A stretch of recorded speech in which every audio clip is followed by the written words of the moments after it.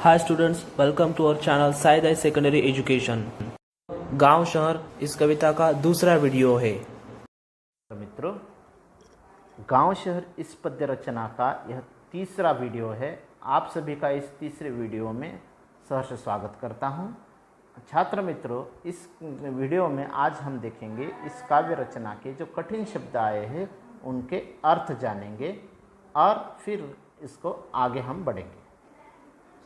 छात्र मित्रों, सबसे पहला जो शब्द आया है इस नवगीत में, इस काव्य रचना में, वह है दीदा। दीदा का मतलब होता है आँख, दृष्टि या निगाह, जिसको हम नज़र के नाम से भी जानते हैं। दूसरा शब्द है परमेश्वर, जो कि एक ग्रामीण शब्द को यहाँ पर अपनाने का काम किया है कवि ने। परमेश्वर का मतलब होता है परमेश्वर, एक व्यक्ति का नाम या एक ईश्वर का नाम जो कि व्यक्ति को दिया जाता है, जिसका अर्थ होता है परमेश्वर। तीसरा शब्द है इस काव्य रचना का जो कठिन या नया मानेंगे हम, आलम। आलम का मतलब होता है जहाँ। जहाँ का मतलब होता है दुनिया, जगत या जहाँ, जिसको हम संसार के नाम से भी जानते हैं। इसके पश्चात का दूसरा शब्द है गिल्ली।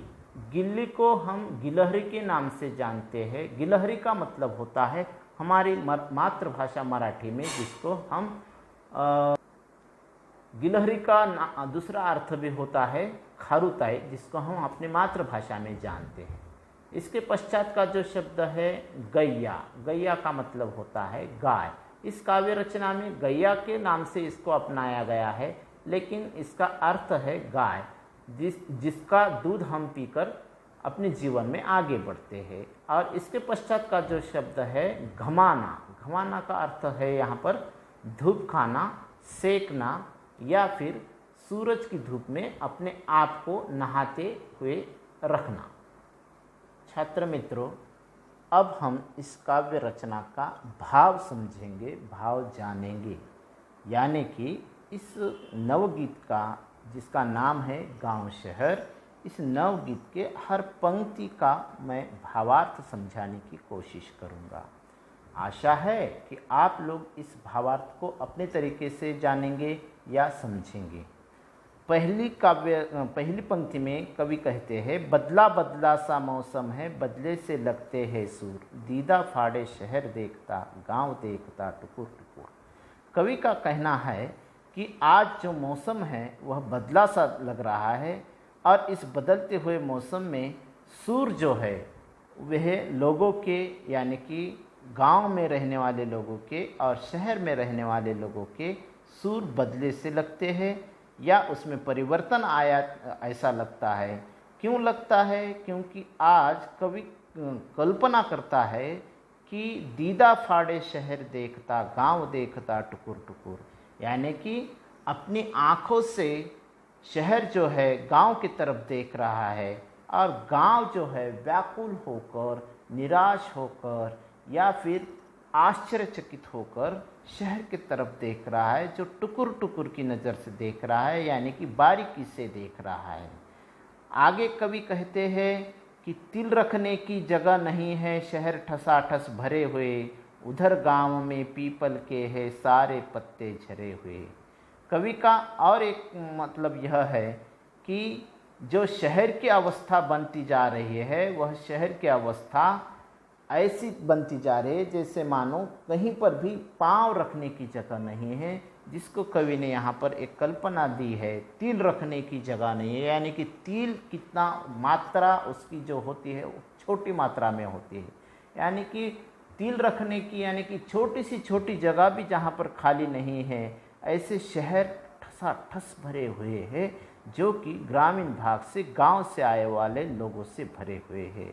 और जो ग्रामीण भाग है, यानी कि ग्रामों में जो है, गांव में जो है, वे वहाँ के जो पीपल के पेड़ होते हैं, जिस तरीके से पीपल का पेड़ सारे पत्ते झरने के पश्चात एक उकड़ा उकड़ा सा लगता है, निराश लगता है, खाली खाली सा लगता है, उस तरीके से आज गांव का जो हाल है, ग्राम का जो हाल है, वह हुआ है।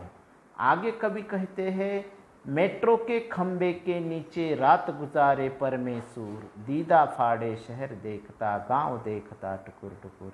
यानी कि आज जो गांव से पलायन कर कर विस्थापित होकर जो शहर में जाकर बसे हुए लोग हैं, वहाँ के शहर के चमक दमक से अचंभित होकर वे गए तो है अपने रोज़गार के निमित्त, अपने रोज़गार के या काम के खोज में, लेकिन वहाँ पर जाकर उनके उस रोज़गार की नैया को डुबोने का काम गांव शहर का जो रौनक है वह करती है।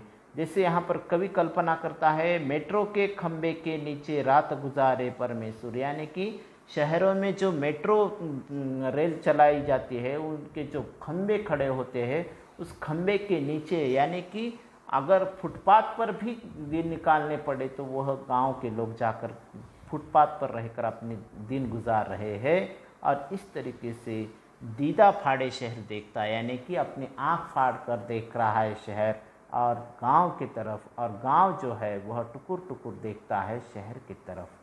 आगे कवि कहते हैं, इधर शहर में सारा आलम आँख खुली बस दौड़ रहा, यानी कि शहर में जो है पूरा विश्व, पूरा जग, पूरा आलम जो है वह बस दौड़ता जा रहा है, अपनी ही होड़ में दौड़ता जा रहा है। शहर में अगर आप देखेंगे तो लोग केवल अपने पेट भरने के लिए, पेट का खाली जगह भरने के लिए दौड़ते जाते हैं। और जो वहाँ पर रेडियो पर स्टेशन राम दीन है जो रहा, उनकी बात सुनी है जब से दिल करता है धुकुर पुकुर।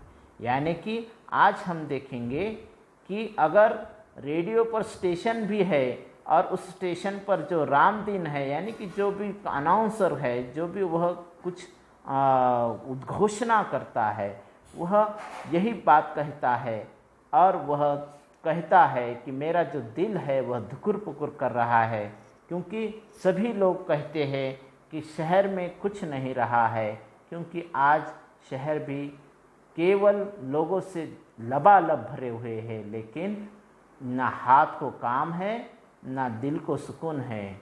और आगे कवि कहते हैं, सुरसतिया के दोनों लड़के सूरत गए कमाने, गेहूं के खेतों में लेकिन गिल्ली लगी घमाने।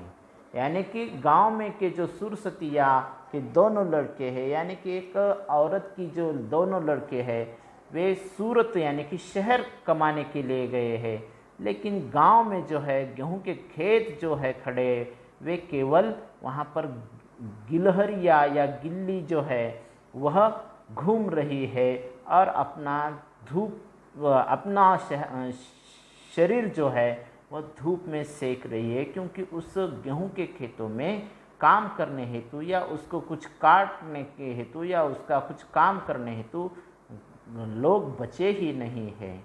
इसलिए कवि आगे और कहते हैं, लंगड़ा कर चलती है गैया सड़कों ने खा डाले खूर, दीदा फाड़े शहर देखता गांव देखता टुकुर टुकुर। यानी कि इस माहौल भरे, इस चमक दमक भरे माहौल में जो शहर है वहाँ पर जो गैया चलती है, जो पालतू जानवर चलते हैं, उनके खूर जो होते हैं, पाँव के जो कठिनतम भाग होता है, वह कठिनतम भाग वहाँ के सीमेंट की बनी सड़कों ने या फिर डांबर से भरी सड़कों ने खा डाले हैं। और इस तरीके से जो गैया है वह लंगड़ा कर चलती है। इसलिए कवि कहते हैं, दीदा फाड़े शहर देखता गांव देखता टुकुर टुकुर। अगर आपको ये वीडियो अच्छा लगे तो इसे लाइक कीजिए, शेयर कीजिए और चैनल को सब्सक्राइब कीजिए। धन्यवाद।